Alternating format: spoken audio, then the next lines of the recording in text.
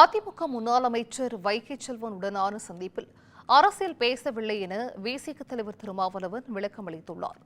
மதுரையில் செய்தியாளர்களை சந்தித்த அவர், வரும் சட்டமன்ற தேர்தலில் ஆட்சியில் பங்கு என்பது தற்போது இயலாத சூழல் என தெரிவித்துள்ளார். திருச்சிராப்பள்ளியிலே நாங்கள் மதசார்பின்மை காப்போம் பேரணி நடத்திய சூழலில் அங்கே ஒரு தனியார் விடுதியில் தங்கியிருந்தோம். அவரும் பக்கத்தறையிலே தங்கியிருந்தார். எனக்கு ஒரு புத்தகத்தை அவர் பரிசீலித்தார் அந்த சந்திப்பின் போது. அவ்வளவுதான்.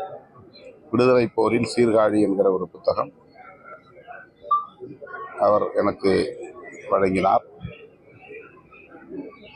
பலரின் முன்னிலையில் நடந்த ஒரு சந்திப்பு, அரசியல் ஏதும் பேசாமல் நடந்த சந்திப்பு.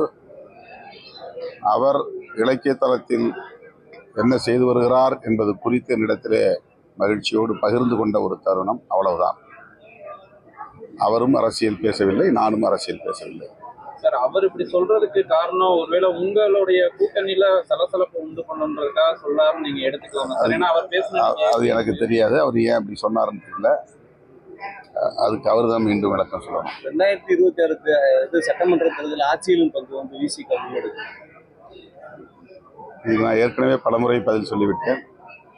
இப்போதுள்ள சூழலில் அதற்கான ஒரு